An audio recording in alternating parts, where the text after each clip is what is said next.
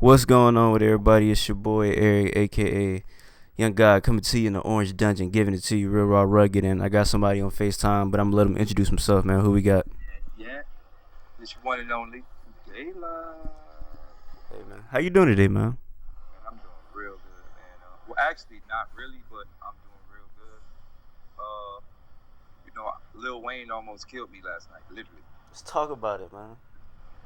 So I was there at the show, like front row, and like I just, I started getting like weird bad vibes, like when you see Dipset and all these niggas, and you start seeing niggas in extra two 5X shirts and shit.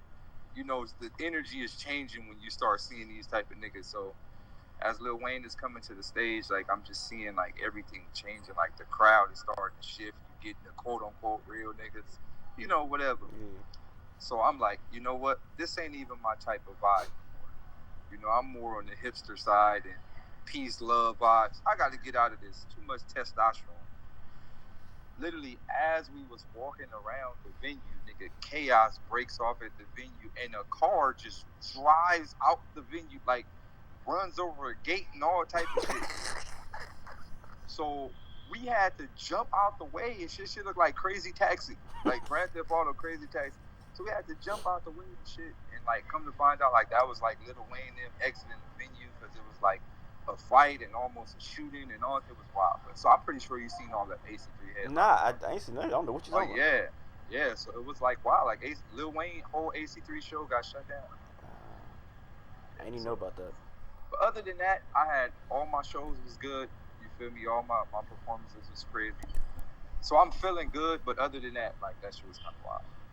See, I was gonna say I don't know how to start this conversation off because usually when I interview somebody, I don't know. I usually I start a conversation, but I feel like you're just such a complex human. I don't even know where to start this off at. So for the first time, I'm gonna ask you: do you got anything on your mind right now outside of almost getting killed by Lil Wayne that you just want to talk about to start this off? Anything. You only got to be any battle rap, anything related that you want to talk about right now. Anything. We start off. So something that I've been talking to like my team about since we was out there, something that I've just been talking to them about is following your first mind. Like right. So all of us be blessed with some form of superpowers. We just don't really know how to use it, but we have them. Like intuition and shit like that. Like premonitions. Yeah. What do you call that shit?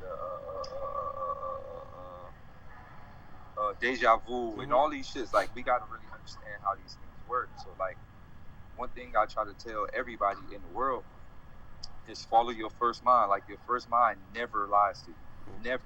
It's almost like you can see the future and you go, all right, should I not? And when you ask that question, your first mind is never going to lie to you. And I notice when most people don't follow their first mind, that's normally when things go bad or it doesn't go according to how you want it to go. So that's one thing I've been trying to tell people, like always follow your first mind, like no matter what. I'm thinking about that because I feel like there's a lot of stuff that I second guessed, and I second guessed it for a good reason. Because sometimes you might go off of instinct.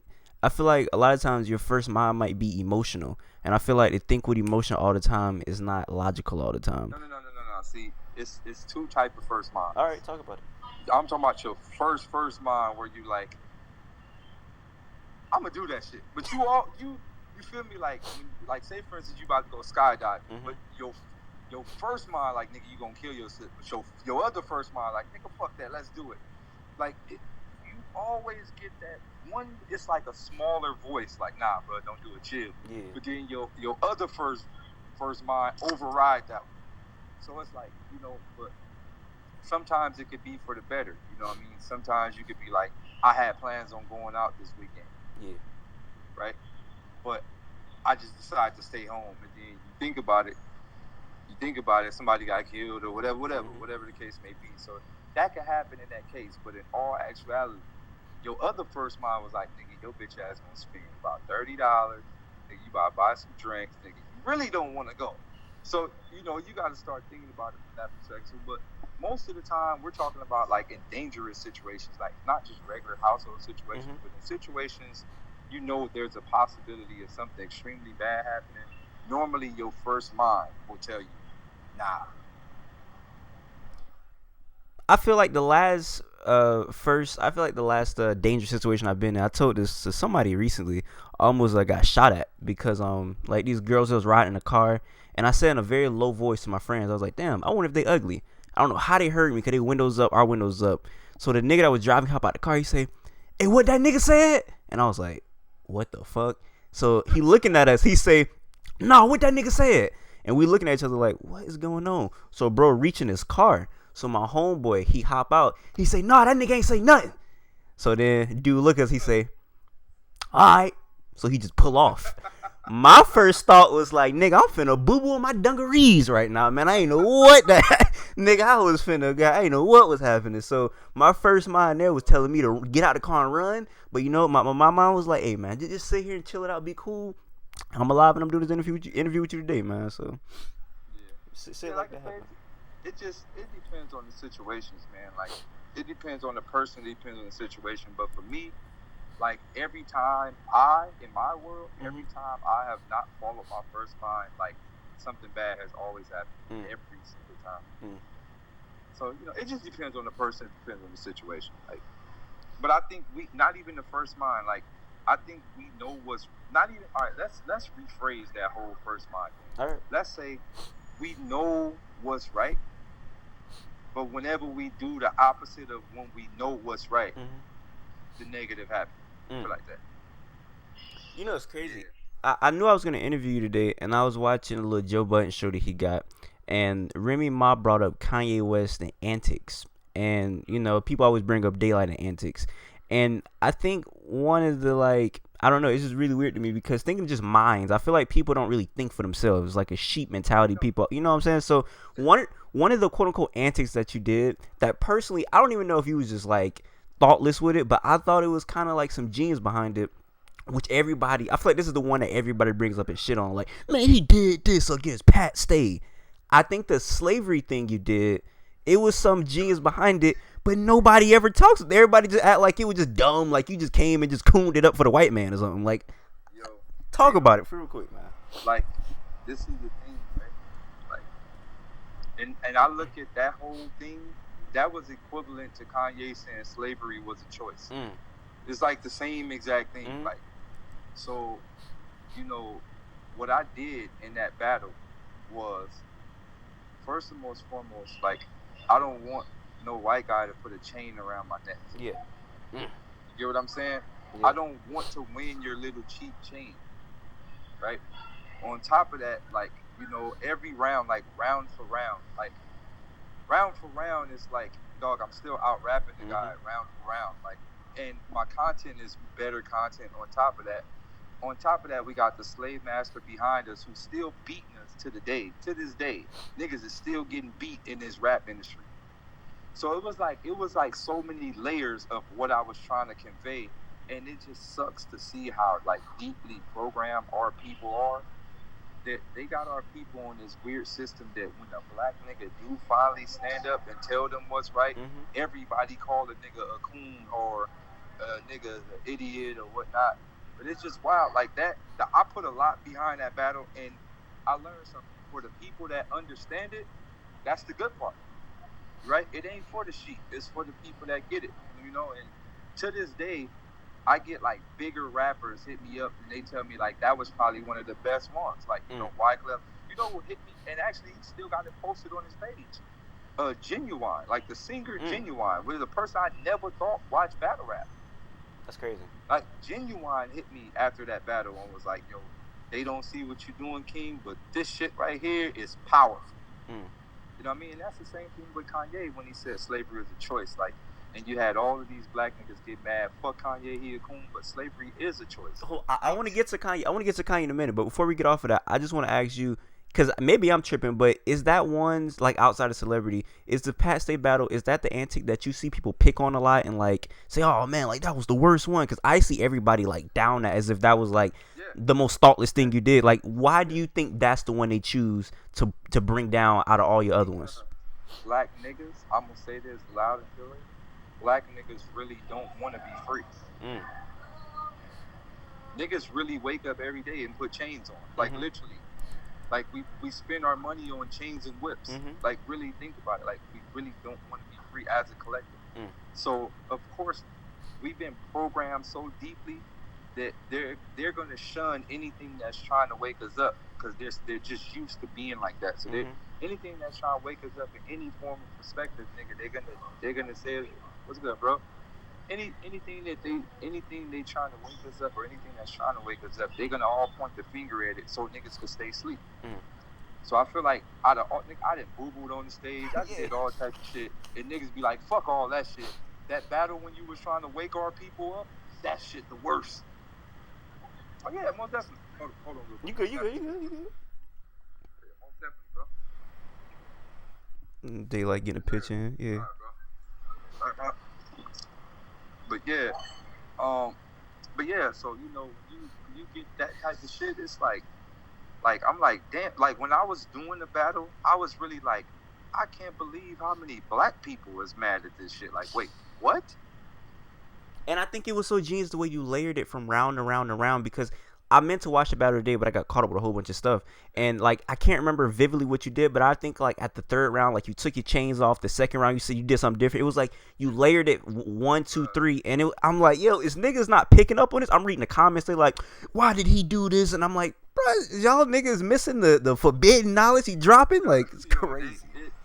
It ain't, dog, and like I put so much into that. Like, you feel me? Like from a creator standpoint, from the outfit, from taking the chains off, from saying I want to be free. Like, it was like so many layers of it, and I just I realized like I have to accept like a lot of our people as literally fuck. It's like the movie Django.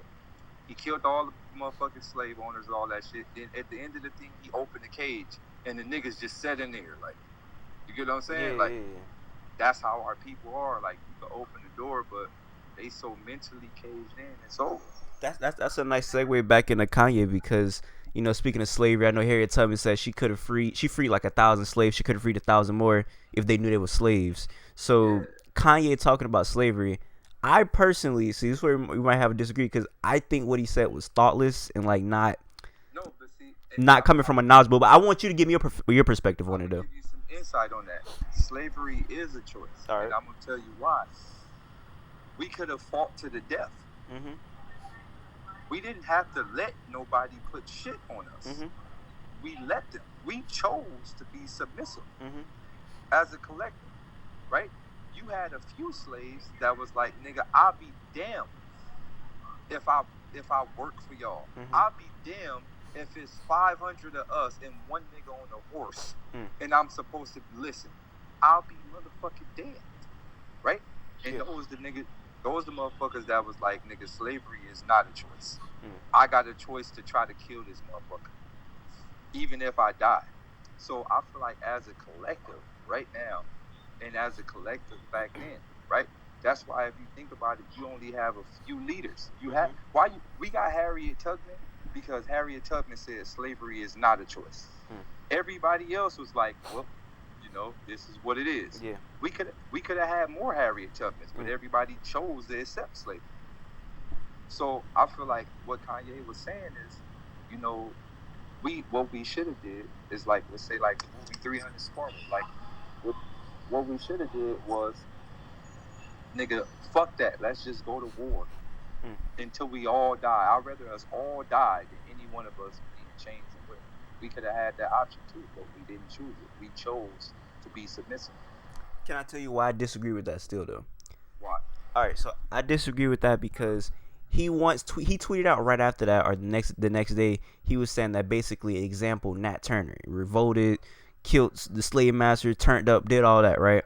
And I think it was funny he picked him because I feel like Nat Turner is a very specific example, because he was an educated slave. He was taught to read, write. He read the Bible. He preached. He knew the land because he was brought by his slave master to other plantations to preach to people. So once you're enlightened like that, of course you're not going to have the same mindset as somebody who sat on the plantation 24/7. He didn't. He was traveling around, know how to read, know how to write. So he had more intellect and he had more free thought to think, damn, we need to get out of this right here. We could be doing this, we could be doing that. And he had better knowledge of the land. So to think that everybody in the slave captivity was going to be like, yeah, man, you're right. It's crazy, because then you have Stockholm syndrome, where if, for example, really quickly, I'm gonna let you rebuttal this, but I was looking at this little video where this chick was kidnapped for 18 years, right? 18 years. They caught the dude that was kidnapping her. They was interviewing her, and they was like, "What's your real name?" She was lying and telling the police the name that the kidnapper gave her because she was still trying to cape for the dude. So when you have got mental slavery on somebody, it's hard to think, hey, we need to be physically slave when you already mentally slave, being like, damn, I'm a slave and I'm nothing better than a slave. So that's how I feel about it. No, I feel like, yeah, like you can say that for people who were slaves after they were already captured. Mm-hmm. Like we're talking about if people were slaves for whatever, however long they were slaves, yeah, they think like that. But we're talking about when these dumbass niggas first invaded. Let's go back to the first invasion. Like Okay. when niggas came and they was like when it was like when it looked like Wakanda versus Thanos, like you feel me, like all the Wakandas at the front way, like what we gonna do? Nigga, right then I feel like nigga, like let's say like Japanese niggas, right? Mm-hmm. You see how when Japanese niggas is beat, they just kill themselves, nigga. Fuck that. Nigga, I ain't about to be your slave, nigga. It's over. Yeah, that's a fact. Nigga, I think as black people, we should have had something like that. Like, nah, nigga, y'all ain't taking this, nigga. We all out. But hold on, even back in African tribes and even today, you know, black people look down on like committing suicide and stuff like the Zulu warriors, man. That's like a weirdo thing. Like even in the tribal thing, nigga, I ain't killing myself. Nigga, that's weird. Nigga, I ain't killing myself. Yeah, that's some weirdos. It's like weird. Like no matter what, like nigga, it's never about to stab myself. Oh crazy. man. But no, I think we should have had like some cutoff switch or something. Like nah, nigga, you feel me? But like I would say for people who were enslaved, yeah, it was more than just beating people. That shit was like a mind game. So it's hard to tell slaves if it's slaves. Just like to this day, like you got all these black men, like let's say all these quote unquote real niggas, game bangers and all that shit. Like niggas are killing each other every day, but won't never ride on the oppressor. You know what I'm saying? So it's like subconsciously, niggas mentally be like, "That's a police." Yeah. You know what I'm saying? Yeah. And it's like, it's been installed in us. So I try to go back. Like I try to go all the way back. Like people use this 400-year shit too much. Like, oh, we were slaves for 400 years and whatever. Like this shit go way back. It go further than that. You feel me? I try to find the time when niggas first invaded. Like that's the date I want to know. What was the date we was in our perfect jungle, wherever the fuck we was, and these niggas just popped up at the beach? Yeah. Like at that moment, what year that happened? And was there a war? Like and this is information I be trying to ask history professors and shit. You can't never get to the bottom of it. But like it was like, was it a war? You feel me? Like, was it an all-out war? Like, and did they win the war? And did they just like, all right, we killed all the adults, now let's raise the children in captivity? You get what I'm saying? Yeah, in captivity, like let's domesticate the children, like so they don't even think outside the box. So I be thinking like from that perspective, like when did that shit happen, and how did these niggas even get here? Where the fuck they even came from? It's funny to me because like I said, like my friends Ken Bishop and Stunner, like they're we all are fans of you and what you do, and it's funny because I feel like they all have a thread in common that we like listen to you and you say a lot of interesting things, and they do not like Vlad, right? And you and you get interviews with Vlad, so I want your thoughts on Vlad and how he operates his interviews. Yeah, just your thoughts on him. All right, so Vlad is a person that let people tell on themselves. Yeah, definitely. Vlad don't do anything. He just go, hey, I'm Vlad TV. If you want to come speak on my internet show, come on. And motherfuckers get on there, and it's this weird thing in black people's head to where they got to prove how tough they are. You feel me? So, Vlad don't do nothing. I hate when people be like, Vlad, the CIA or the FBI. Vlad don't do nothing. Y'all niggas come on here and talk about who y'all killed. Niggas be on Vlad like, yeah, you know what I'm saying? I killed the nigga yesterday, but I ain't gonna say nothing though. Like, bruh. Like, you get what I'm saying? Yeah. Me, I understand what Vlad is. I understand not Vlad as a person, but I understand what the Vlad market is, and Mm-hmm. I understand what the following of Vlad, and I understand what it is. So when I get on Vlad, I'm like, nigga, I'm gonna say all the stupid shit possible. Now, the funniest thing you did to me, I think, is I don't know what made you do this, but when you had like the white people here last time you was on there. Kevin the GOAT, bro. That's the funniest thing I've ever seen in my life, man. That Y'all shit was like hilarious, man. Kevin is like the GOAT, bro. Like I got a whole like short film that like I'm running with that whole character. Like it's about like a black emo kid that that grew up in the hood. Like and his like brothers is game bangers, but he's like an emo kid. Like I need yeah, that. I need yeah, that it's just film. gonna be hilarious, bro. It's gonna What be super hilarious. what type of videos do you watch on YouTube? Because you Man, seem like somebody who, you know what I'm saying, try to look up the knowledge or whatever, and YouTube got a lot of that. So what type of videos you watch on I'm there? like when I go down, I call YouTube the Matrix. Like when I go down the rabbit hole, man, I be down the rabbit hole. But mainly what I look up on YouTube, I don't really dabble down the conscious shit because like I understand like a lot of this information is already inside us. Mm-hmm. So you don't really need to go looking for it. Like once you learn yourself, once you get deep into meditating and all that shit, like the information is already inside of us. So I know a lot just by going within. So when I'm on YouTube, I just look like what do you call that? What's the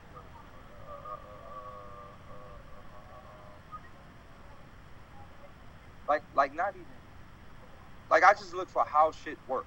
Like that's my main thing when I'm on YouTube. Like how shit work. Like how do speakers work? How do Bluetooth work? How do Wi-Fi work? Like how do cell phones work? Like how do TVs? How do radios? Like that's kind of what I be on. Like how do magnets work? Like so I'm more of a how do stuff work because I feel like once I can learn how this shit works, like then I can get a better understanding of like what's really happening. Yeah.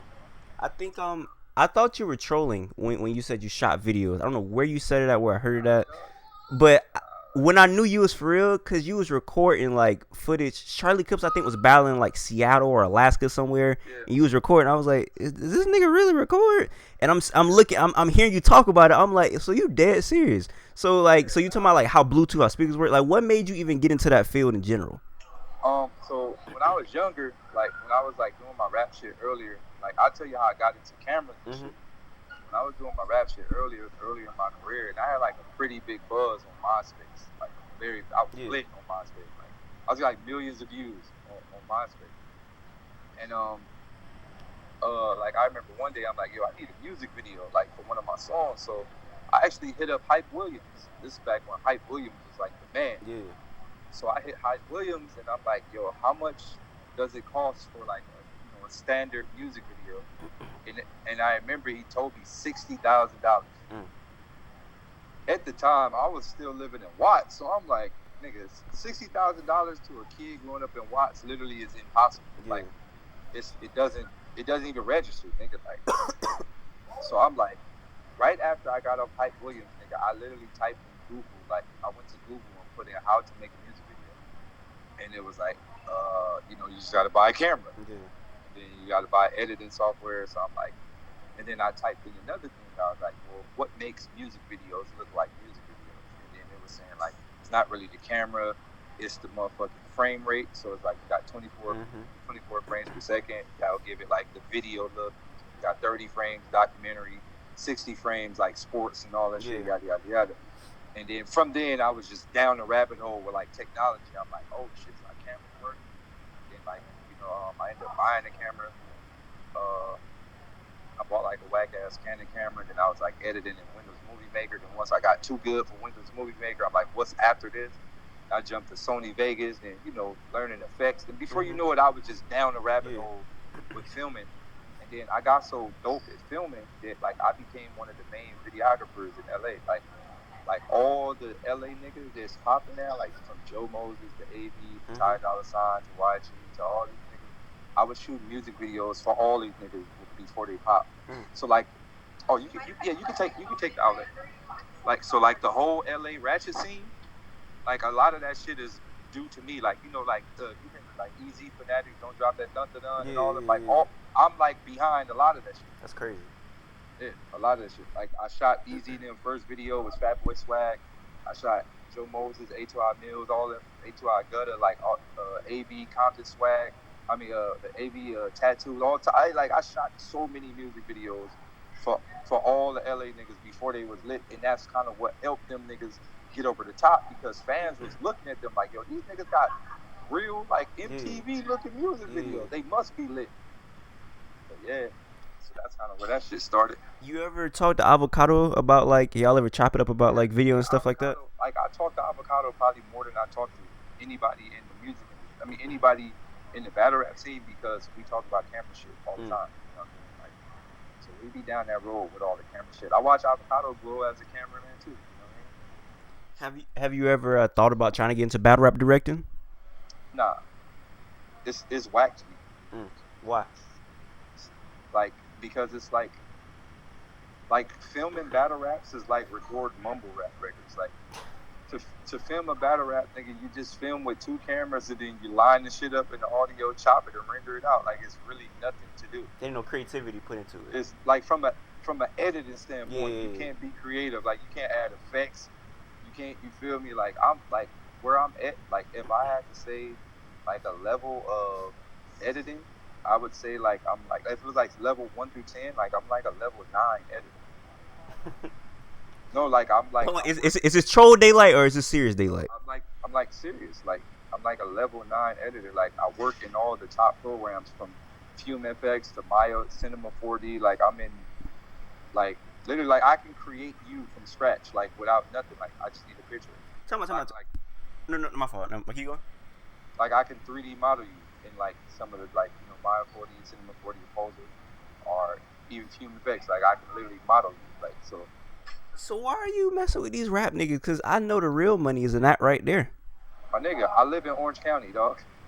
I tell niggas this all the time. The rap shit is my off time. Okay. Like, when I take a break, I go be a battle rapper. Or I'll be a regular rapper. Other than that, nigga, I'm in the camp, dog. I worked on big films. Like, a lot of big films in theaters. Like, niggas need to start reading credits. You'll see my name right at the end. Devon Campbell. Talk about it.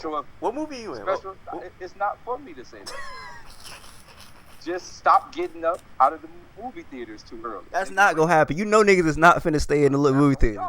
That's on y'all.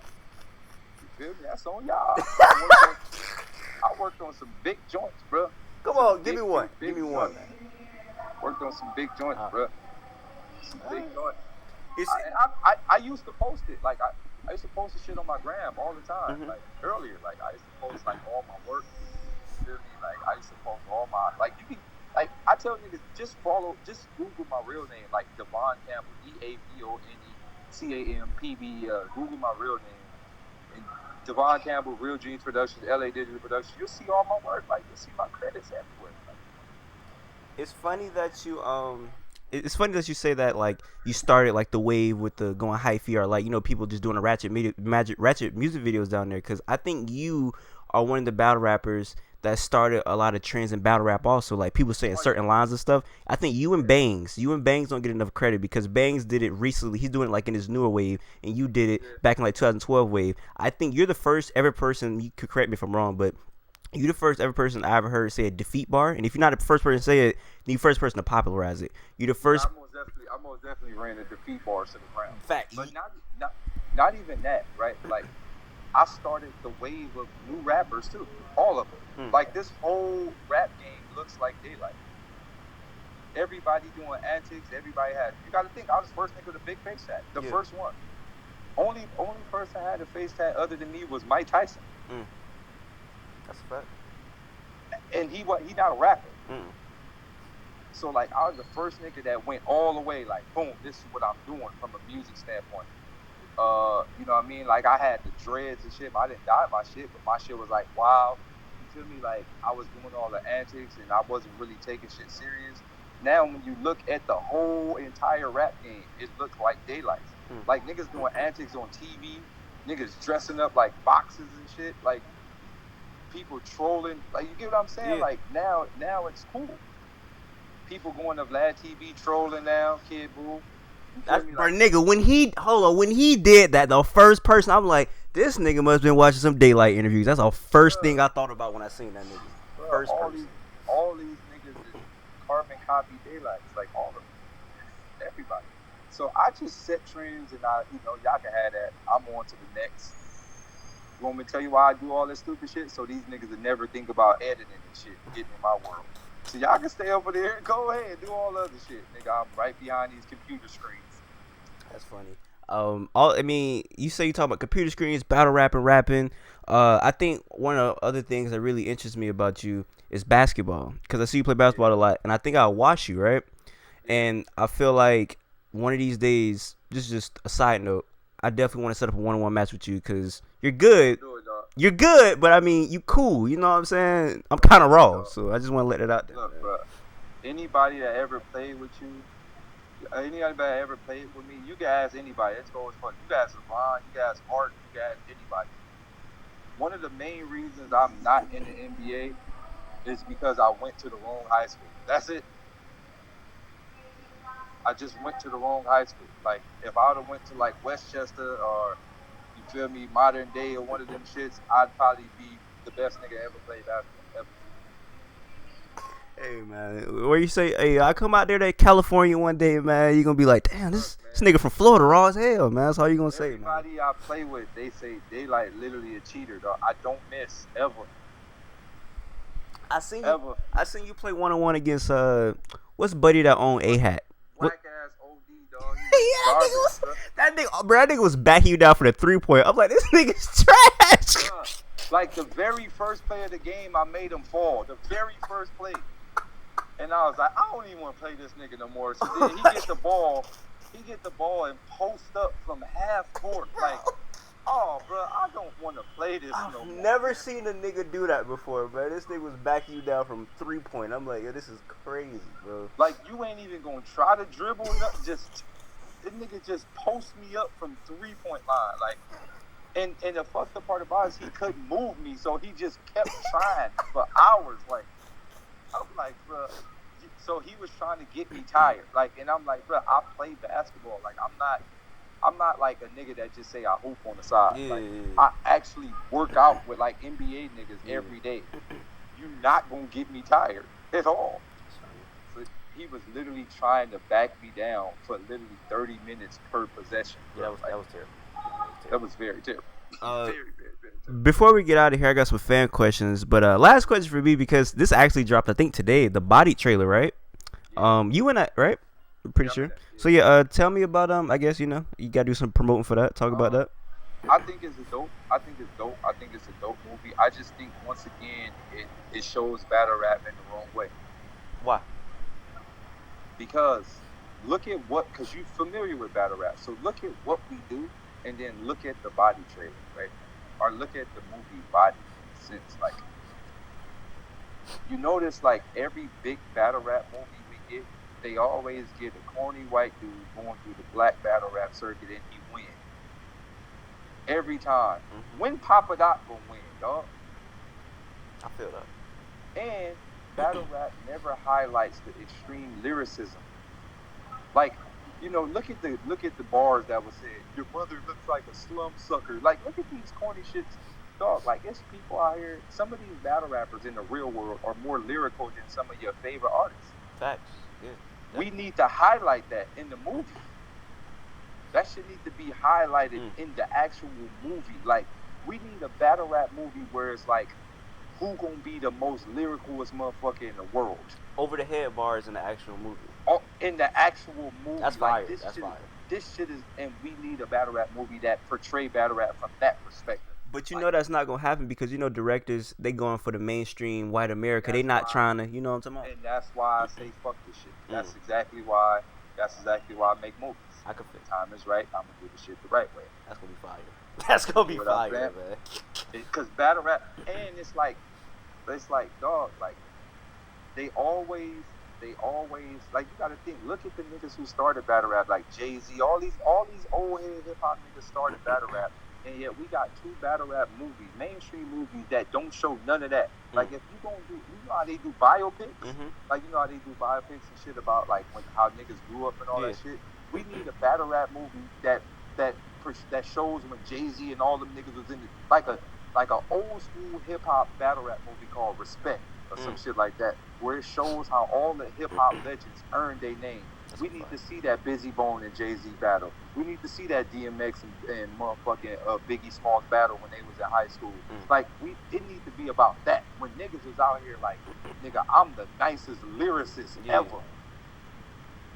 You get what I'm saying? Like Jazzo and all. And I think battle rap need to be, that side of battle rap need to be shown. And every time we get something battle rap related, it just shows not the corny side, but it just shows the less lyrical side of battle rap. It shows the joke side of battle rap, the jokey side, like the laughter side. It's like the KOTD side. It's safe to say, right? It's the grind time. Yeah, the grind time KOTD side. Yeah, it's the grind time. KOTD is grind time.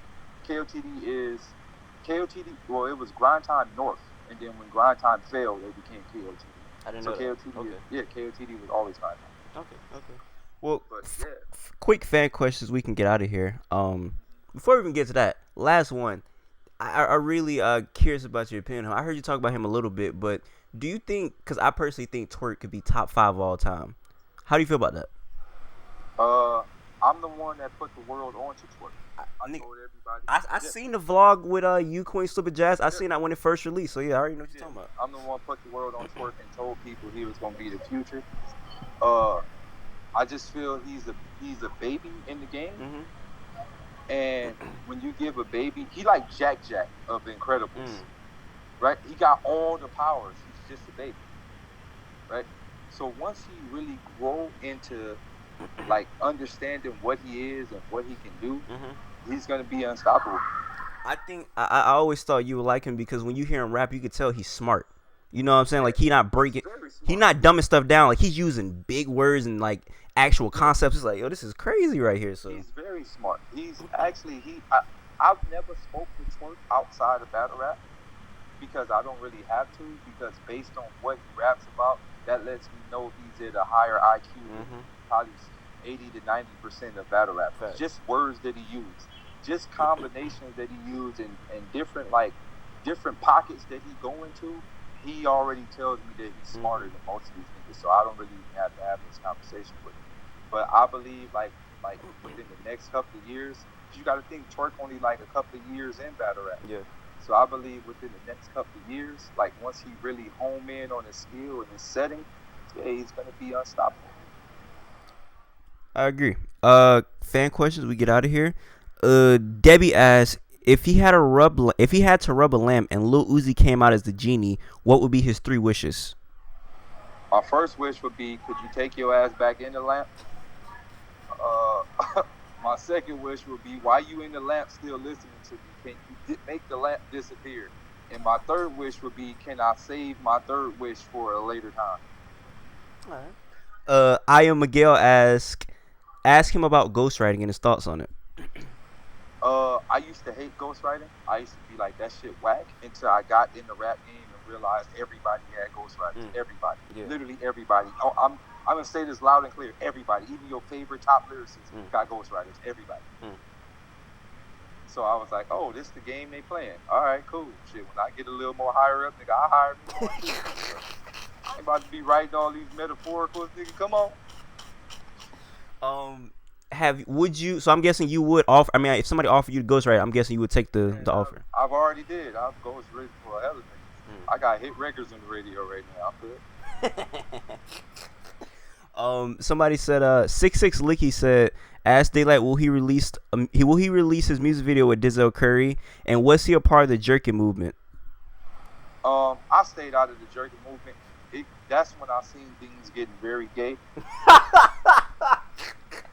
Funny. Like I just felt the jerking movement was like on the higher up scale. You know, the higher up niggas that pump our what do you call it? On the higher up motherfuckers that design all our trends and shit. Because we don't never create our trends. Fact.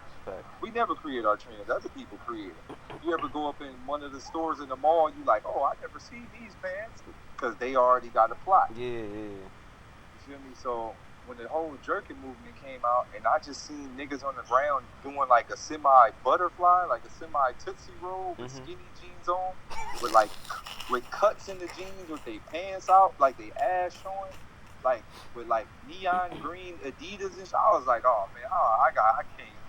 I'ma just skip this whole era. Call me call me when shit start getting a little back, like, you feel me, like medium fitted pants, because this shit is getting out of control. Like that shit, you know how like video game pants, like when you like play a video game and the pants is like directly on the leg, like niggas just start looking like that. Oh man, call me when niggas get to least fitted clothes, because right now people pretty much wearing leggings, like they're wearing spandex, like spandex jeans. Nah, I feel that. So I had to pass on that whole movie. All right. Last fan question comes from Bang Stan. He said, "What performance does he feel like is his personal best of all time?" Wait. Before that, he asked me. Oh yeah, Denzel Curry. My fault. Yeah, the Denzel Curry video. So just to let y'all know, my Light Skin album, all the videos, every clip of the video that I posted, those are clips from the movie. So there will be no music videos for Light Skin the album. Those, like, it's a movie. You directed it's a whole that, movie. Right? Yeah, I directed the whole movie. So it's part of the movie. Like, so when you look at the clip I posted, we wasn't even rapping to the beat. Okay. It was more like we were talking about some shit. So these are all clips from the movie. Yeah, so Light Skin, the movie, actually will come out like I think late November. Okay. So yeah, so late November. So just be on the lookout for that. All right, going to the next question. Bank Stan said, "What performance does he feel like is his personal best of all time? And can you give us a timeline of you and Lux negotiations?" All right, my best performance of all time, where I feel like I was the most creative. I would say me versus Quest McCody. Okay.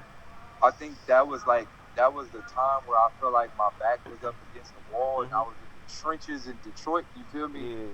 By myself with nobody. You get what I'm saying? And I'm like, yo. And like Quest McCody was already done rapping. He had rapped damn near fucking 30 minutes. You get what I'm saying? Yeah. And I think that's when I was like, all right, I had to go in. So I think that was one of my best overall performances. But for the mass, I would have to say Charlie Clips. It's a debate between me, Rich Dollars, me, Charlie Clips, and me and Chilla Jones. Like those are the three that I feel is the most. You know what I mean? The most there. And then me and Lux, we've been literally negotiating this shit for like 7 years, bro. Is that ever gonna happen? It's gonna happen. It's just like it gotta be right. You know what I mean? Like it gotta be right. It gotta have build up behind it. You know, investors gonna have to pay us for that. Like at first, I used to be like, man, Lux is bugging. You want too much money. But now, as I get older and I get smarter about my business, I literally tell myself like, nah. Me and Lux should be paid literally $500,000 each for this battle because it's gonna make millions.